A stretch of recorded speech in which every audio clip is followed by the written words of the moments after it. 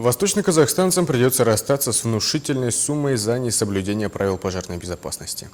Так, за это предусмотрен штраф в размере 20 МРП или чуть больше 60 тысяч тенге. Теперь его выносят сразу, не выписывая предупреждения. С чем связано ужесточение ответственности, рассказали в Департаменте по чрезвычайным ситуациям Восточно-Казахстанской области.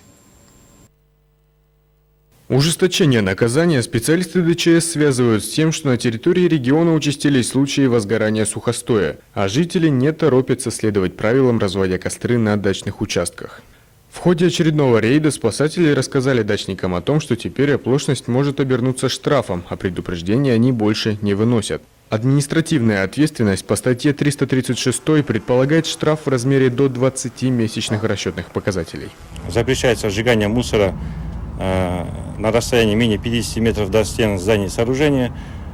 Также категорически запрещается сжигание мусора, разведение костров в ветреную погоду.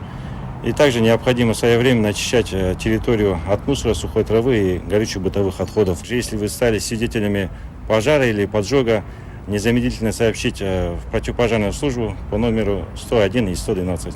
Следить за дачниками, которые нарушают эти правила, спасатели будут и с воздуха. С помощью дрона они оперативно выявляют очаги возгорания. Кроме того, специалисты ДЧС отметили, что за уничтожение или повреждение чужого имущества в результате неосторожного обращения с огнем, повлекшее тяжкие последствия или причинившее ущерб, наказывается штрафом в размере до 2000 МРП, либо исправительными работами. Только за сутки пожарные 30 раз выезжали на тушение травы. Для ликвидации возгораний было израсходовано 100 тонн воды. Алексей Сафонов, Алтай Акпарат.